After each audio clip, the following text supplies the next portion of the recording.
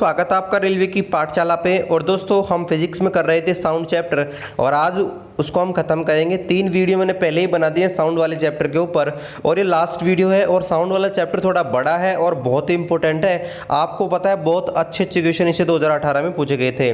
तो चलिए दोस्तों वीडियो शुरू करते हैं। छोटा सा रिक्वेस्ट है, आप हमारे इस यूट्यूब चैनल पर नए हैं, चैनल को सब्सक्राइब कर दीजिएगा रेलवे के बारे में। और ग्रुप डी की साइंस का आप बिल्कुल जिम्मा छोड़ सकते हैं हमारे ऊपर। आपका कोई भी क्वेश्चन है हमारे वीडियो से बाहर नहीं जाएगा। तो चलिए शुरू करते हैं आज के इस वीडियो को। तो देखिए कल हमने देखा था ध्वनि का परावर्तन और आज हम देखेंगे भाई जो ध्वनि का परावर्तन होता है उससे क्या बेनिफिट होते हैं। तो देखिए पहला जो हमारा टॉपिक आज का वो है ध्वनि के बहुल परावर्तन के उपयोग। मतलब परावर्तन क्या होता था कि आपकी जो ध्वनि होती थी ना वो टकराकर आपके वापस लौट आती थी, है ना। तो ये आपका परावर्तन कहलाता है। तो बहुल परावर्तन का मतलब होता है कि बार बार परावर्तन होना, यानी किसी सतह से बार बार ध्वनि का टकराना, इसे बोलते हैं बहुल परावर्तन यानी कि मल्टीपल रिफ्लेक्शन। अब देखिए क्या बेनिफिट है। पहला, लाउड स्पीकर, हॉर्न और शहनाई। आपने देखा होगा लाउड स्पीकर होता है ना, आप कोई प्रोग्राम करते हो, कोई प्रोग्राम तो आपने देखा होगा इस प्रकार से हम लगाते हैं स्कूलों में, कॉलेजों में, है ना, इस प्रकार से लगाते हैं ना। हॉर्न जो होता है, हॉर्न का आकार भी कुछ ऐसा ही होता है ना।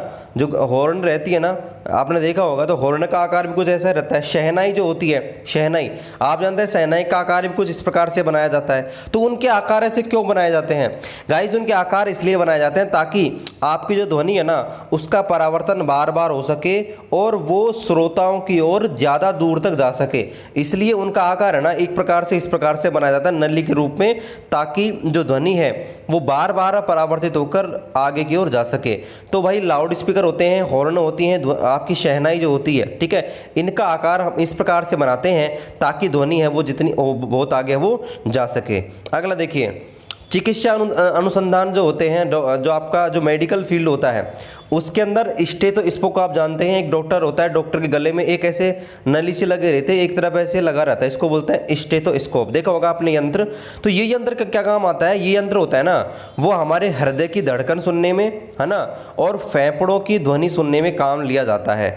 अब ये जो उपकरण होता है ना स्टेथोस्कोप, ये आपके ध्वनि के बहुल परावर्तन पर ही आधारित होता है, ठीक है। अगर आपसे क्वेश्चन पूछ ले कि भाई स्टेथोस्कोप होता है वो किस पर कार्य करता है, तो आपको ध्यान होना चाहिए कि जो स्टेथोस्कोप होता है वो ध्वनि के परावर्तन पर यानी रिफ्लेक्शन ऑफ साउंड पर कार्य करता है। चलिए इसके बाद देखते हैं अगला जो है कि भाई सम्मेलन कक्ष होते हैं, यानी कि कोई मीटिंग हॉल होता है, कोई बड़े जहाँ पर मीटिंग की जाती है, तो मीटिंग वाले हॉल्स, सिनेमा हॉल्स जो होते हैं उनकी छत है ना, आप देखना छत की डिजाइन इस प्रकार से बनाई जाती है ताकि जो ध्वनि है ना, कोई भी स्पीकर वहाँ पे आया, कोई भाषण देने वाला आया, तो उसने अपना जैसे ही भाषण दिया तो ध्वनि है ना वो एक प्रकार से कमरे के सभी भागों में फैल जाती है।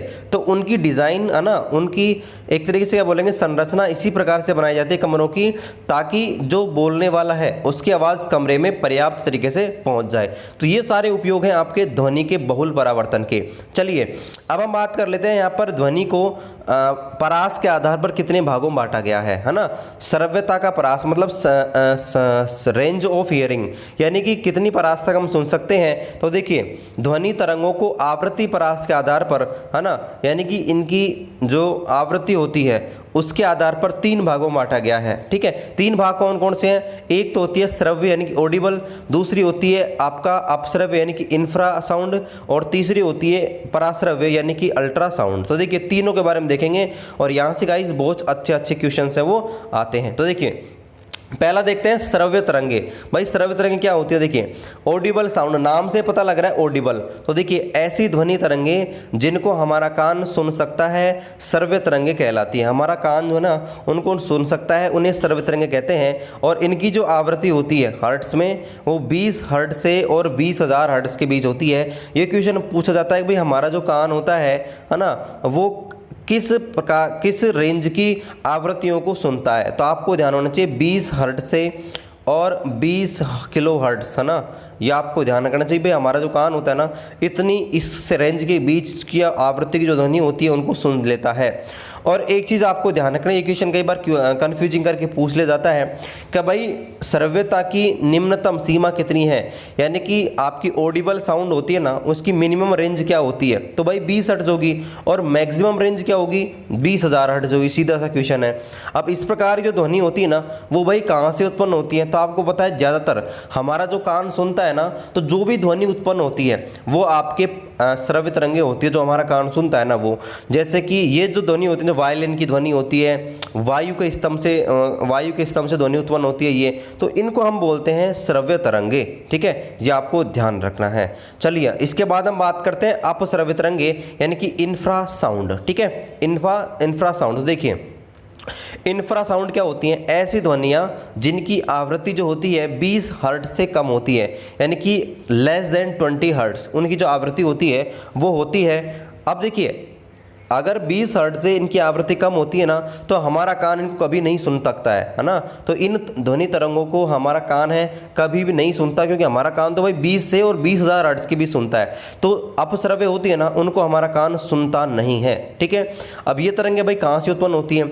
तो देखिए आपको एक चीज़ ध्यान रखनी, ये तरंगे ना ये क्वेश्चन पूछ ले जाता है कि भाई जो भूकंप आता है, अर्थक्वेक जब आता है, तो अर्थक्वेक और ज्वालामुखी है ना, ज्वालामुखी और अर्थक्वेक के दौरान भाई कुछ जीव होते हैं वो आपके धरती से बाहर निकल आते हैं, धरती में रहने वाले। वो ऐसा क्यों, ठीक है, तो आपको ध्यान रखना है कि वो क्या करते हैं कि उस समय जब ये प्रोसेस होती है तो उस समय आपके अपश्रव्य तरंगे निकलती हैं, और कुछ जानवर ऐसे होते हैं जो अपश्रव्य तरंगों को सुन लेते हैं, है ना। तो उन्हें आभास हो जाता है कि भाई यहाँ पर क्या होने वाला है, आपका कोई इनको या तो अर्थक्वेक आने वाला है या ज्वालामुखी आने वाला है। ठीक है, तो देखिए ये जो ध्वनि होती है ना, वो कहाँ उत्पन्न होती है, एक तो भूकंप के समय है ना, अर्थक्वेक के टाइम, ज्वालामुखी विस्फोट के टाइम, और वेल और हाथी होती है ना, वेल और हाथी वो आपके इस प्रकार की तरंगों को उत्सर्जित करते हैं। ठीक है, ये आपको ध्यान रखना है। चलिए अगली जो हमारी टाइप है वो है पराश्रव्य तरंगे, यानी कि अल्ट्रासाउंड। तो देखिए अल्ट्रासाउंड के बारे में देखते हैं भाई, अल्ट्रासाउंड क्या होती है। तो देखिए अल्ट्रासाउंड ऐसी ध्वनि तरंगे होती हैं जिनकी आवृत्ति 20,000 हर्ट्ज से ज़्यादा होती है। कितनी होती है, 20 किलो हर्ट्ज से क्या होती है, ज़्यादा होती है। ठीक है, अब इसके बाद देखिए इन तरंगों को क्या बोलते हैं, क्वार्ट्ज क्रिस्टल के तरंगों कंपनों के द्वारा उत्पन्न किया जाता है। यानी कि उत्पन्न कहाँ से करेंगे भाई, जो 20,000 हर्ट्ज से ऊपर की ध्वनि तरंगें होती हैं उनका उत्पादन कहाँ होता है। तो जो क्वार्ट्ज जो होता है ना, क्वार्ट्ज है ना, उसका जो क्रिस्टल होता है ना, उनमें जब कंपन किया जाता है तो उनकी मदद से आपके ये ध्वनि तरंगें उत्पन्न होती हैं। इसके अलावा कुछ तरंगे होती हैं, जैसे कुत्ता जो होता है, कुत्ता क्या होता है कि इन तरंगों का उपयोग क्या करता है, पराश्रव्य तरंगे होती है ना, इनका उपयोग संकेत भेजने में करता है। जैसे दो कुत्ते आपस में बात करते हैं ना, तो वो आपके पराश्रव्य तरंगों का ही उपयोग करते हैं। ठीक है, अब देखिए इसके अलावा पराश्रव्य तरंगे होती है ना, उनका उपयोग भाई समुद्र की गहराई पता लगाने में किया जाता है ना, चिकित्सा के क्षेत्र में किया जाता है, और हवाई अड्डों पर धुंध यानी कि कोहरा यानी कि फॉग को दूर करने में किया जाता है। वैसे आगे हम पढ़ेंगे इनके यूजेस अच्छे तरीके से, लेकिन आपको ध्यान रखना ये क्वेश्चन पूछा गया है कि भाई जो पराश्रव्य तरंगे होती हैं अल्ट्रासाउंड, उनका उपयोग कहाँ पर किया जाता है। ठीक है, तो समुद्र की गहराई यानी कि डेप्थ ऑफ सी, उसको याद करने में, मेडिकल साइंस में, और हवाई अड्डों पर यानी कि एयरपोर्ट पर जो कोहरा होता है, फॉग होता है, उसको रिमूव करने में। अब चलिए कुछ इंपॉर्टेंट फैक्ट देख लेते हैं हमारे ध्वनि के बारे में। इससे क्वेश्चन है, ये लाइन है ना बहुत इंपॉर्टेंट है, यहाँ से क्वेश्चन है वो पूछे जाते हैं। पहला कि भाई 5 साल से कम आयु के बच्चे होते हैं ना, और जो कुत्ता होता है वो 25,000 हर्ट्ज तक की ध्वनि को सुन सकता है। ठीक है, ये आपको ध्यान रखना है भाई, 5 साल से छोटे बच्चे होते हैं, और जो कुत्ता होता है, डॉग जो होता है, वो आपके 25 किलो हर्ट्ज यानी कि 25,000 हर्ट्ज तक की ध्वनियों को क्या कर सकता है, सुन सकता है। जबकि दूसरा फैक्ट है वो है कि गेंडा जो होता है, गेंडा आप जानते हैं, गेंडा है ना, वो क्या करता है कि 5 हर्ट्ज तक की आवृत्तियों को सुनता है, यानी कि उसका उपयोग करके संपर्क स्थापित करता है। यानी कि जो गेंडा होता है ना, वो 5 हर्ट्ज की ध्वनि का उपयोग करके आपस में बातचीत करने में काम में लेता है। ठीक है, तीसरा फैक्ट ये है कि भाई भूकंप जब भी आता है, अर्थक्वेक जब भी आता है, तो कुछ जीव ऐसे होते हैं जो आपके ज़मीन से बाहर निकल आते हैं। भाई उनको लगता है कि भूकंप आने वाला है। तो ऐसा क्यों होता है, ऐसा इसलिए होता है कि भाई अर्थक्वेक के टाइम निम्न आवृत्ति की ध्वनि होती है ना, हाँ, निम्न आवृत्ति की ध्वनि, जिनको क्या बोला जाता है, जिनको भाई बोलते हैं आपके अपश्रव्य यानी कि इंफ्रासाउंड, क्या बोलते हैं, इंफ्रासोनिक या इंफ्रासाउंड। तो ये क्या उस समय आपके उत्सर्जित होती हैं, इस वजह से आपके जानवर होते हैं अर्थक्वेक के टाइम ज़मीन से बाहर निकल आते हैं। अगला जो फैक्ट है वो है कि डॉल्फिन जो होती है और आपके चमगादड़ होती हैं, बैट्स जो होती हैं, ये आपके पराध्वनि तरंगे उत्पन्न करती हैं। क्या करती हैं? पराध्वनि तरंगे उत्पन्न करती हैं। पराध्वनि का मतलब क्या होती है? तो ये होती है ना, इनको ही पराध्वनि बोलते हैं। आपकी जो इंफ्रासाउंड होती है ना, वो इंफ्रा नहीं, अल्ट्रासाउंड जो होती है, अल्ट्रासोनिक साउंड, इनको ही पराश्रव्य, इनको ही क्या बोलते हैं, पराध्वनि तरंगे बोला जाता है। तो आपकी जो बैट्स होती है ना, बैट्स, वो आपके क्या करती हैं, इन तरंगों का उपयोग करती हैं, है ना, ये आपको ध्यान रखना है। इसके बाद देखते हैं कि भाई आपके चूहे जो होते हैं, चूहे, है ना, चूहे भी पराध्वनि तरंगे उत्पन्न करते हैं और अपना कुछ खेल खेलते हैं, है ना, चूहे आपस में लड़ते रहते हैं, कुछ भी उछल कूद करते हैं ना, तो वो आपके पराध्वनि यानी कि अल्ट्रासोनिक साउंड का यूज़ करते हैं। ये क्वेश्चन भी पूछ लिया जाता है, ठीक है। अब आपको एक चीज़ और ध्यान रखनी है कि कई व्यक्ति होते हैं उनको कम सुनाई देता है, तो आपने देखा होगा उनके कान में एक मीटर लगा रहता है ना, उस जो डिवाइस लगी रहती है ना, उस डिवाइस को बोलते हैं हियरिंग एड डिवाइस। क्या बोलते हैं? हियरिंग एड डिवाइस, यानी कि श्रवण सहायक युक्ति। अब युक्ति क्या करती है? ऐसे व्यक्ति जिनको कम सुनाई देता है ना, उनको इस यंत्र की आवश्यकता होती है। इस यंत्र में क्या होता है भाई, एक तो बैटरी होती है, एक स्पीकर होता है ना, एक माइक्रोफोन होता है। तो होता क्या है कि आपका कोई आदमी बोलता है ना, तो जो माइक्रोफोन होता है ना, माइक्रोफोन, मैं आपको इसका बताता हूँ भाई कैसे काम करता है। जो माइक्रोफोन होता है ना, माइक्रोफोन सुनने का, माइक जिसको बोलते हैं, माइक क्या करता है, उस ध्वनि को सुनता है। मान लो मैं बोल रहा हूँ किसी व्यक्ति से, उसको कम सुनाई देता है, तो उसका माइक्रोफोन उसको सुनेगा, बैटरी उसमें लगी रही है और एम्पलीफायर लग रहा है। एम्पलीफायर क्या होता है? ऐसा पदार्थ, ऐसा आपका डिवाइस जो क्या करता है, आवृत्तियों को बढ़ाता है। मतलब वो क्या करेगा, उसकी आवाज़ को बढ़ा देगा, है ना, एम्पलीफायर उनको प्रवर्धित करेगा, बढ़ा देगा। तो इस वजह से आवाज़ है ना वो तेज हो जाएगी और स्पीकर के माध्यम से उस व्यक्ति को वो सुनाई देगी। तो इस प्रकार से आपका जो ये डिवाइस है वो आपके काम करता है। चलिए अब बात करते हैं भाई जो अल्ट्रासाउंड होती हैं, अल्ट्रासाउंड या अल्ट्रासोनिक साउंड, उनके यूज़ कहाँ पर होते हैं। ये क्वेश्चन 2018 में पूछा गया था, ठीक है। आपको ऑप्शन दे दिए गए थे, 4 ऑप्शन, और बताइए कि निम्न में से कौन सा अल्ट्रासोनिक साउंड का एक यूज़ नहीं है, ये आपसे पूछा था। तो देखिए, देखते हैं सबके बारे में। पहला तो इसका उपयोग उन भागों को साफ सफाई करने में किया जाता है जहाँ पर पहुँचना कठिन होता है। तो आपको पता है बहुत सारे ऐसे डिवाइस होते हैं, कंप्यूटर वगैरह होती है, इनके आंतरिक भाग ऐसे होते हैं जहाँ पर हम हाथों से कपड़े सफाई नहीं कर सकते। तो उस स्थिति में आपने देखा होगा एक हवा देने वाला पंप सा लगा रहता है, आपने देखा होगा, है ना, उनका भी यूज़ किया जाता है। इसके अलावा आपकी जो अल्ट्रासोनिक साउंड होती हैं उनका उपयोग भी किया जाता है। तो इलेक्ट्रॉनिक डिवाइस को साफ करने में, मतलब क्लीन करने में इनका यूज़ किया जाता है। दूसरा, इनकी क्या होती है, आवृत्ति भाई ज़्यादा होती है। तो आवृत्ति ज़्यादा होने के कारण जो चिकनाई होती है, गंदगी जो होती है, वो क्या होती है, आपके डिवाइस से अलग हो जाती है और नीचे गिर जाती है, जिससे वस्तु क्या हो जाती है, आपके पूरी तरह साफ हो जाती है। अगला जो यूज़ है वो ये है कि भाई पराध्वनि होती है, उनका उपयोग कोई मेटल के आपके पिंड हैं, मेटल का पिंड है ना, उसमें कोई दरार आ गई, कोई छिद्र आ गया, यानी कि कोई क्रैक हो रही है, कोई होल हो रहा है, तो उसका पता लगाने में भी किया जाता है, ठीक है, ये आपको ध्यान रखना है। इसके अलावा जो आपकी पराध्वनि होती है उसका उपयोग जो हमारा हर्ट्ज होता है, हर्ट्ज, उसकी फ़ोटो खींचने में किया जाता है। और हर्ट्ज की जो फ़ोटो खींचते हैं उस प्रोसेस को बोला जाता है इलेक्ट्रोकार्डियोग्राफी, ईसीजी। आपने नाम सुना होगा ईसीजी, है ना, ईसीजी, इलेक्ट्रोकार्डियोग्राफी। तो ये आपके पराध्वनि का ही उपयोग है। इसके अलावा भाई पराध्वनि का उपयोग आपके अल्ट्रासोनोग्राफी में भी किया जाता है। अल्ट्रासोनोग्राफी आप जानते हैं हमारे शरीर के अंग होते हैं ना, उनकी एक तरह से फ़ोटो कैप्चर करना ही अल्ट्रासोनोग्राफी कहलाता है। और अल्ट्रासोनोग्राफी की मदद से भाई जो गर्भकाल में जो बच्चा होता है, भ्रूण होता है, उसकी जांच की जा सकती है, उसमें कुछ प्रॉब्लम है उसको देखा जा सकता है, और उसकी डेवलपमेंट में अगर कोई प्रॉब्लम आ रही है तो उसका पता भी लगाया जा सकता है। इसके अलावा भाई जो अल्ट्रासोनोग्राफी होती है उसकी सहायता से ट्यूमर होता है, ट्यूमर, कैंसर वगैरह, उनका भी पता लगाया जाता है। इसके बाद अगला जो यूज़ है वो ये है कि भाई पराध्वनि होती है, उसका उपयोग गुर्दे की जो पथरी होती है ना, जो आपकी किडनी के अंदर अगर कोई पथरी हो जाए, स्टोन हो जाए, तो उसको क्या करते हैं, छोटे छोटे बारीक कणों में तोड़ा जा सकता है। और फिर ये बारीक कण होते क्या हैं, आपके पेशाब के माध्यम से, मूत्र के माध्यम से, टॉयलेट के माध्यम से शरीर से बाहर निकल जाता है। तो ये भी आपके पराध्वनि का उपयोग है, अल्ट्रासाउंड का, अल्ट्रासोनिक साउंड का यूज़ है। इसके अलावा आपकी जो चमगादड़ होती हैं, बैट्स होती है, वो अंधेरे के समय क्या होती है, इन तरंगों का उपयोग करती हैं और इन तरंगों के माध्यम से ही अपने रास्ते में, अपने पाथ पे आने वाले कोई भी अवरोध है, कोई भी जानवर है, उसका पता लगाती हैं। तो वही क्वेश्चन पूछा जाता है कि भाई चमगादड़ होती हैं किस तरंगों का उपयोग करके अपने रास्ते में आने वाले अवरोधों का या शिकार का पता लगाती है। तो ये आपके होती हैं आपके पराध्वनि तरंगों का। ठीक है, चलिए इसके बाद हम बात करते हैं सोनार के बारे में। भाई सोनार क्या होता है? तो सोनार का नाम आपसे सुना होगा। सोनार क्या होता है? एक ऐसा डिवाइस होता है जो आपके जल में स्थित होने वाली कोई भी पिंड होते हैं, है ना, उनकी दिशा ज्ञात करने में और दूरी ज्ञात करने में काम लिया जाता है ना, कि भाई समुद्र के अंदर कोई शिप खड़ा हुआ है, कोई बोट खड़ी हुई है दूर, तो उसका पता लगाने में सोनार का उपयोग किया जाता है। इसका पूरा नाम होता है साउंड नेविगेशन रैंगिंग। क्या होता है? Sound navigation ragging. और इसमें क्या क्या होता है? इसमें आपके दो चीज़ें होती हैं। एक तो भाई प्रेषित्र होता है, यानी कि जो आपके संकेत क्या होगा, सेंड करेगा, सेंडर, और एक होता है संसूचक यानी कि डिटेक्टर। तो दो होती हैं। और ये क्या करता है? जो डिटेक्टर होता है वो आपके पराध्वनि जो होती हैं, अल्ट्रासाउंड होती हैं, उनको आपके इलेक्ट्रॉनिक सिग्नल्स में कन्वर्ट कर देता है, मतलब विद्युत संकेतों में कन्वर्ट कर देता है। अब देखिए भाई ये काम कैसे करता है, तो मैं आपको बता दूं काम कैसे करता है। तो इसको समुद्र के अंदर लगाया जाता है। कोई भी आपके समुद्र के अंदर जो आपका सोनार है ना, उसको लगा दिया जाता है और इसके अंदर से निकलती है भाई अल्ट्रासोनिक साउंड। क्या निकलती है? Ultrasonic sound. और वो अल्ट्रासोनिक साउंड होती है ना, वो किसी भी आपके कोई दूसरा शिप खड़ा हुआ है या दूसरी बोट खड़ी है उस पर जाकर टकराती है।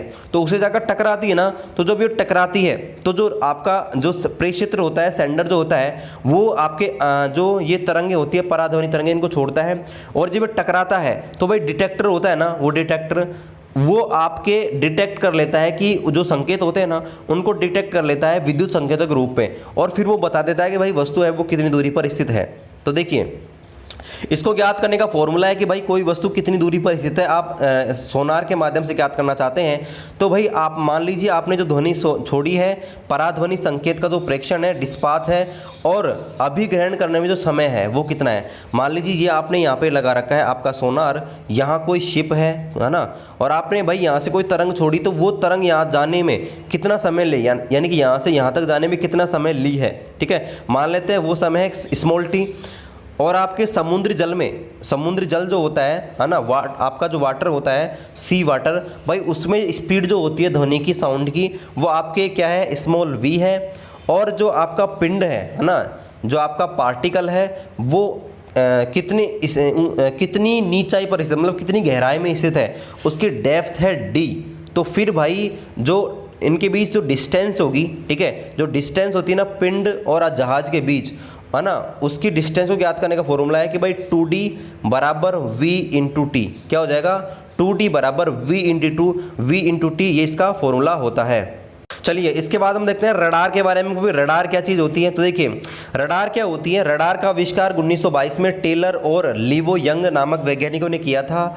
ये जो उपकरण होती है वो अंतरिक्ष में, यानी कि आकाश में आने वाले वायुयान होते हैं, एयरक्राफ्ट होती है, उनकी स्थिति का पता लगाने में काम आती है मेन रूप से। और आपके रडार होती है, उसके अंदर से भाई पता होना चाहिए कौन सी तरंगें निकलती है।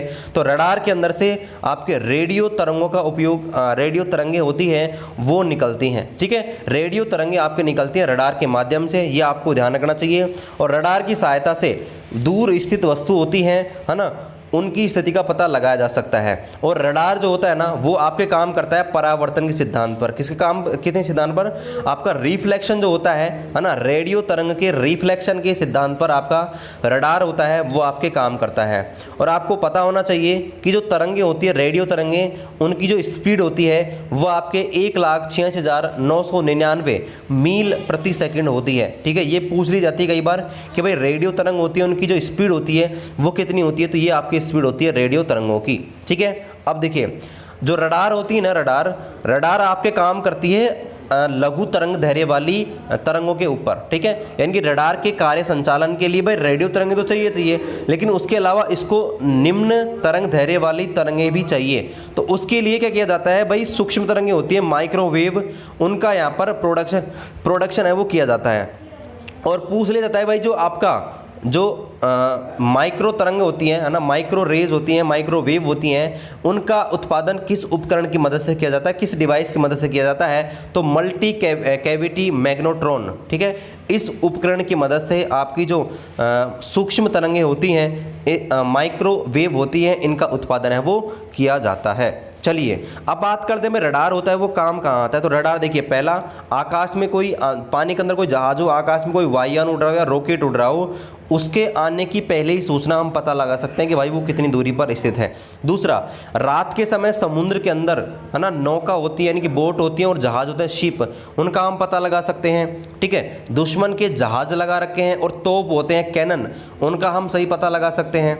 इसके अलावा भाई रात के समय क्या होता है कि रात के समय एयरक्राफ्ट जब उड़ाते हैं, कोई फ्लाइट जाती है, तो उसको पता लगाने में भाई कितनी हाइट पर वो स्थित है, तो उसको पता लगाने में भी आपका जो आपका रडार होता है वो आपके बहुत ही इंपॉर्टेंट होता है। रडार की मदद से ही हम पता लगा पाते हैं कि भाई रात में कोई भी हेलीकॉप्टर या कोई भी आपकी फ्लाइट जा रही है वो कितनी ऊंचाई पर जा रही है, तो उसका हम रडार की मदद से ही पता लगाते हैं। चलिए अगला हम देखते हैं मानव कान के बारे में। हमारा जो कर्ण होता है कान, उसके बारे में देखते हैं। मानव जो कान होता है वो आपके कैसे काम करता है और वो कैसे कैसे होता है। तो देखिए ये आपको स्ट्रक्चर दिख रही है कान की, इसके 3 भाग होते हैं। एक होता है आउटर कर्ण यानी कि बाह्य कर्ण, ये जो होता है ये इसको बाह्य कर्ण बोलते हैं। एक होता है मध्य कर्ण, ठीक है ये, और एक होता है आपके अंतःकरण मतलब अंदर वाला हिस्सा। तो 3 भागों में आपके कान को बांटा गया है। अब देखिए पहले हम देखते हैं कि भाई जो कान होता है वो क्या काम होता है। तो आपको पता सीधी सी बात है भाई, कान होता है वो सुनने के काम आता है। और बाहरी जो कर्ण होता है ना, बाहरी कर्ण,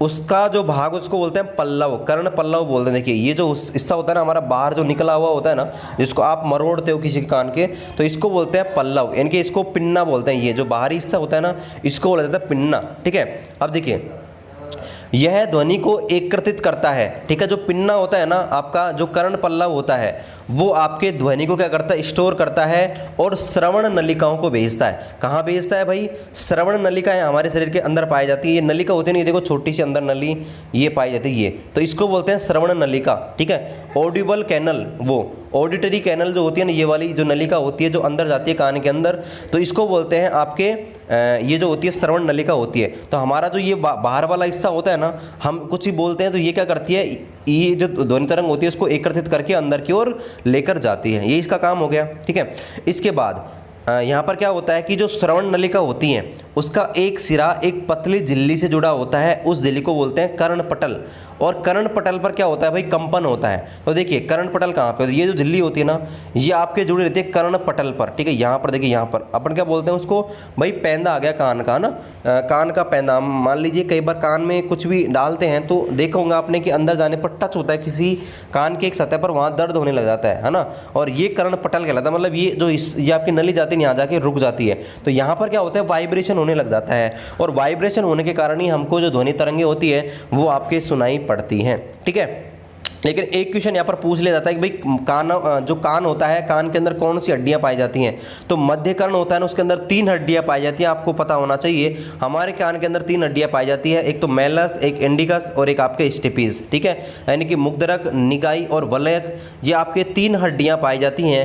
ये आपको ध्यान रखना है। देखिए तीनों का नाम आपको दे रखा है यहाँ पर, देखिए तीनों हैं आपके, देखिए ये आपका मुग्धरक, निगाई और वलयक, 3 हड्डियाँ आपके कान में पाई जाती है। तो आपको ध्यान रखना है भाई, क्वेश्चन पूछ लिया जाता है कि कौन कौन सी 3 हड्डियां होती हैं वो आपके कान के अंदर पाई जाती हैं। ठीक है, चलिए इसके बाद हम देखते हैं कि काम कैसे करता है। तो काम बिल्कुल सीधा सा भाई, जो आंतरिक कर्ण होता है ना, जैसे बाहर से कोई भी ध्वनि तरंग आई तो आपको पता है जो आपकी नलिका होती है वो उनको लेकर आती है, और जो आपका कर्ण पट्ट होता है वहाँ पर वाइब्रेशन होता है, और वाइब्रेशन होने के कारण उन संकेतों को जो आंतरिक कर्ण होता है, इंटरनल जो आपका ईयर होता है, वो विद्युत संकेतों में कन्वर्ट कर देता है, और विद्युत संकेतों के कारण ही हमको है वो सुनाई दे जाती है।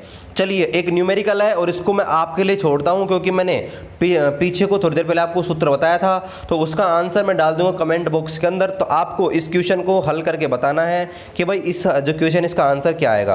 मैं आपको पढ़ के दिखा देता हूं कि एक जहाज है वो पराध्वनि का उपयोग करता है, पराध्वनि तरंगों का उपयोग करता है, और समुद्र तल से वो जो पराध्वनि है वो रिफ्लेक्ट होकर, यानी कि रिफ्लेक्शन होकर 3.42 सेकंड में संसूचक यानी कि डिटेक्टर के पास चली जाती हैं, तथा समुद्री जल के अंदर पराध्वनि जो है ना, उसकी जो चाल है वो कितनी है, 1531 मीटर प्रति सेकंड है। तो समुद्री जल के अंदर है ना, समुद्री जल के अंदर वो जहाज है, पानी जो आपका जो भी है उसकी दूरी आपको ज्ञात करनी है। यानी कि भाई आपको टाइम दे रखा है टी का मान 3.42, वी का मान आपको दे रखा है 1531। अब आपको क्या ज्ञात करना है भाई, दूरी ज्ञात करनी है। तो आप मेरे को यहाँ पर कमेंट सेक्शन के अंदर बताएंगे कि भाई ये जो क्वेश्चन है इसका आंसर क्या होगा, ठीक है। और मैं उसका जो सही आंसर है वो वहाँ पर पोस्ट कर दूंगा। चलिए आज हमने कंप्लीट कर लिया यहाँ पर जो फिजिक्स का लास्ट हमारा टॉपिक बच रहा था जो साउंड वाला। तो अब एक दो टॉपिक और हैं, जैसे यूनिट वाला चैप्टर है ना गाइस, जिससे बहुत सारे क्वेश्चन पूछ जाते हैं। तो मैं सोच रहा हूँ कि यूनिट करवा दूँ आपको फिजिक्स में, जो इंपॉर्टेंट 50 या 100 यूनिट करवा दूँ जिनसे क्वेश्चन बार बार पूछ जाते हैं। तो आप कमेंट कर दीजिएगा कि नेक्स्ट वीडियो फिजिक्स के ऊपर किस चीज़ को और बनाना है। मेरे हिसाब से यूनिट ही बची है, वैसे मैंने पूरा करा दिया ग्रुप डी का सिलेबस फिजिक्स के अंदर। तो चलिए आशा करते हैं आज का वीडियो आपको पसंद आया होगा। चलिए मिलते हैं आपसे अगले वीडियो में, तब तक जय हिंद जय भारत।